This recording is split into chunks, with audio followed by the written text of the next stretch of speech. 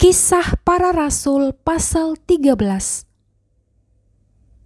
Pada waktu itu dalam jemaat di Antiokhia ada beberapa nabi dan pengajar, yaitu Barnabas dan Simeon yang disebut Niger, dan Lukius orang Kirene, dan Manahem yang diasuh bersama dengan raja wilayah Herodes dan Saulus. Pada suatu hari ketika mereka beribadah kepada Tuhan dan berpuasa, berkatalah Roh Kudus, "Khususkanlah Barnabas dan Saulus bagiku untuk tugas yang telah kutentukan bagi mereka." Maka berpuasa dan berdoalah mereka, dan setelah meletakkan tangan ke atas kedua orang itu, mereka membiarkan keduanya pergi. Ayat 4-12. Saulus dan Barnabas di Pulau Siprus. Oleh karena disuruh Roh Kudus, Barnabas dan Saulus berangkat ke Seleukia, dan dari situ mereka berlayar ke Siprus. Setiba di Salamis, mereka memberitakan firman Allah di dalam rumah-rumah ibadat orang Yahudi, dan Yohanes menyertai mereka sebagai pembantu mereka. Mereka mengelilingi seluruh pulau itu sampai ke Pafos. Di situ mereka bertemu dengan seorang Yahudi yang bernama Baryesus. Ia seorang tukang sihir dan nabi palsu. Ia adalah kawan gubernur pulau itu, Sergius Paulus, yang adalah orang cerdas. Gubernur itu memanggil Barnabas dan Saulus karena ia ingin mendengar firman Allah. Tetapi Elimas, demikianlah namanya dalam bahasa Yunani, tukang sihir itu menghalang-halangi mereka dan berusaha membelokkan gubernur itu dari imannya. Tetapi Saulus, juga disebut Paulus, yang penuh dengan Roh Kudus, menatap dia dan berkata, "Hai anak iblis, engkau penuh dengan rupa-rupa tipu muslihat dan kejahatan. Engkau musuh segala kebenaran. Tidakkah engkau akan berhenti membelokkan jalan Tuhan yang lurus itu? Sekarang, lihatlah, tangan Tuhan datang menimpa engkau, dan engkau menjadi buta. Beberapa hari lamanya engkau tidak dapat melihat matahari." Dan seketika itu juga orang itu merasa diliputi kabut dan gelap, dan sambil meraba-raba ia harus mencari orang untuk menuntun dia. Melihat apa yang telah terjadi itu, percayalah gubernur itu, ia takjub oleh ajaran Tuhan.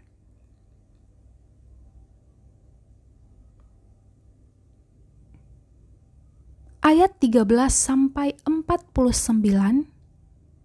Ke Antiokhia di Pisidia. Lalu Paulus dan kawan-kawannya meninggalkan Pafos dan berlayar ke Perga di Pamfilia. Tetapi Yohanes meninggalkan mereka lalu kembali ke Yerusalem. Dan dari Perga mereka melanjutkan perjalanan mereka, lalu tiba di Antiokhia di Pisidia.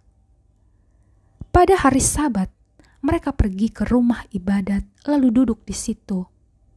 Setelah selesai pembacaan dari hukum Taurat dan kitab nabi-nabi, pejabat-pejabat rumah ibadat menyuruh bertanya kepada mereka, "Saudara-saudara, jikalau saudara-saudara ada pesan untuk membangun dan menghibur umat ini, silahkanlah."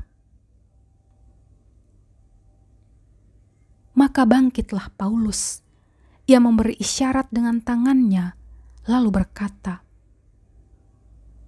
"Hai orang-orang Israel dan kamu yang takut akan Allah, dengarkanlah. Allah umat Israel ini telah memilih nenek moyang kita dan membuat umat itu menjadi besar ketika mereka tinggal di Mesir sebagai orang asing. Dengan tangannya yang luhur, Ia telah memimpin mereka keluar dari negeri itu. 40 tahun lamanya ia sabar terhadap tingkah laku mereka di padang gurun. Dan setelah membinasakan 7 bangsa di tanah Kanaan, ia membagi-bagikan tanah itu kepada mereka untuk menjadi warisan mereka selama kira-kira 450 tahun. Sesudah itu, ia memberikan mereka hakim-hakim sampai pada zaman Nabi Samuel. Kemudian mereka meminta seorang raja, dan Allah memberikan kepada mereka Saul bin Kis dari suku Benyamin, 40 tahun lamanya. Setelah Saul disingkirkan, Allah mengangkat Daud menjadi raja mereka. Tentang Daud, Allah telah menyatakan, "Aku telah mendapat Daud bin Isai, seorang yang berkenan di hatiku dan yang melakukan segala kehendakku." Dan dari keturunannya lah, sesuai dengan yang telah dijanjikannya, Allah telah membangkitkan juru selamat bagi orang Israel, yaitu Yesus. Menjelang kedatangannya, Yohanes telah menyerukan seluruh bangsa Israel supaya mereka bertobat dan memberi diri dibaptis. Dan ketika Yohanes hampir selesai menunaikan tugasnya, ia berkata, "Aku bukanlah dia yang kamu sangka, tetapi ia akan datang kemudian daripadaku. Membuka kasut dari kakinya pun, aku tidak layak." Hai saudara-saudaraku, baik yang termasuk keturunan Abraham maupun yang takut akan Allah, kabar keselamatan itu sudah disampaikan kepada kita. Sebab penduduk Yerusalem dan pemimpin-pemimpinnya tidak mengakui Yesus. Dengan menjatuhkan hukuman mati atas dia, mereka menggenapi perkataan nabi-nabi yang dibacakan setiap hari Sabat. Dan meskipun mereka tidak menemukan sesuatu yang dapat menjadi alasan untuk hukuman mati itu, namun mereka telah meminta kepada Pilatus supaya ia dibunuh. Dan setelah mereka menggenapi segala sesuatu yang ada tertulis tentang dia, mereka menurunkan dia dari kayu salib, lalu membaringkannya di dalam kubur. Tetapi Allah membangkitkan dia dari antara orang mati. Dan selama beberapa waktu, ia menampakkan diri kepada mereka yang mengikuti dia dari Galilea ke Yerusalem. Mereka itulah yang sekarang menjadi saksinya bagi umat ini. Dan kami sekarang memberitakan kabar kesukaan kepada kamu, yaitu bahwa janji yang diberikan kepada nenek moyang kita telah digenapi Allah kepada kita, keturunan mereka, dengan membangkitkan Yesus seperti yang ada tertulis dalam Mazmur kedua. "Anakku engkau, aku telah memperanakan engkau pada hari ini." Allah telah membangkitkan dia dari antara orang mati, dan ia tidak akan diserahkan kembali kepada kebinasaan. Hal itu dinyatakan oleh Tuhan dalam firman ini, "Aku akan menggenapi kepadamu janji-janji yang kudus yang dapat dipercayai yang telah kuberikan kepada Daud." Sebab itu, ia mengatakan dalam Mazmur lain, "Engkau tidak akan membiarkan orang kudusmu melihat kebinasaan." Sebab Daud melakukan kehendak Allah pada zamannya, lalu ia mangkat dan dibaringkan di samping nenek moyangnya, dan ia memang diserahkan kepada kebinasaan. Tetapi Yesus yang dibangkitkan Allah tidak demikian. Jadi ketahuilah, hai saudara-saudara, oleh karena dialah maka diberitakan kepada kamu pengampunan dosa, dan di dalam dialah setiap orang yang percaya memperoleh pembebasan dari segala dosa yang tidak dapat kamu peroleh dari hukum Musa. Karena itu, waspadalah supaya jangan berlaku atas kamu apa yang telah dikatakan dalam kitab nabi-nabi. Ingatlah, Hai kamu penghina-penghina, tercenganglah dan lenyaplah, sebab aku melakukan suatu pekerjaan dalam zamanmu, suatu pekerjaan yang tidak akan kamu percayai jika diceritakan kepadamu.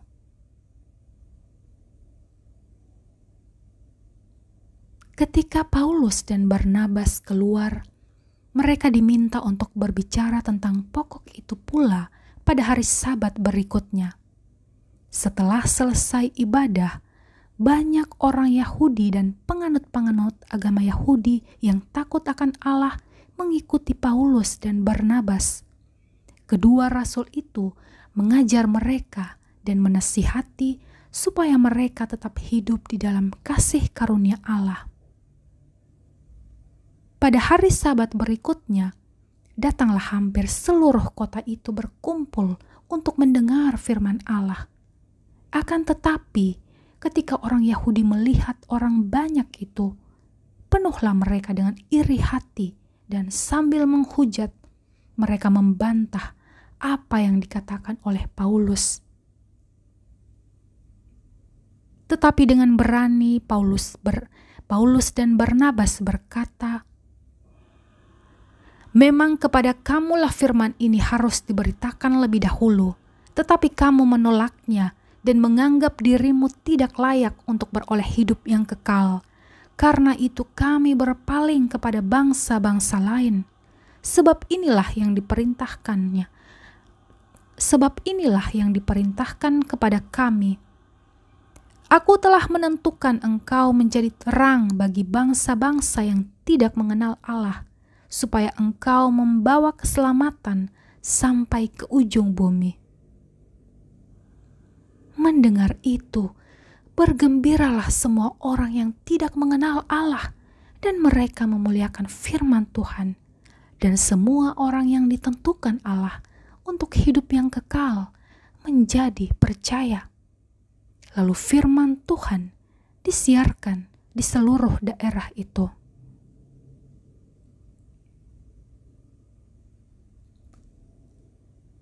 Ayat 50-52. Ke Ikonium, Listra, dan Derbe.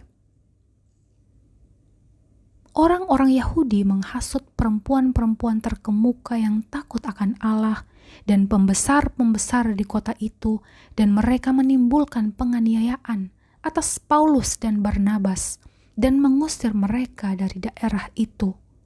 Akan tetapi, Paulus dan Barnabas mengebaskan debu kaki mereka sebagai peringatan bagi orang-orang itu, lalu pergi ke Ikonium. Dan murid-murid di Antiokhia penuh dengan sukacita dan dengan Roh Kudus.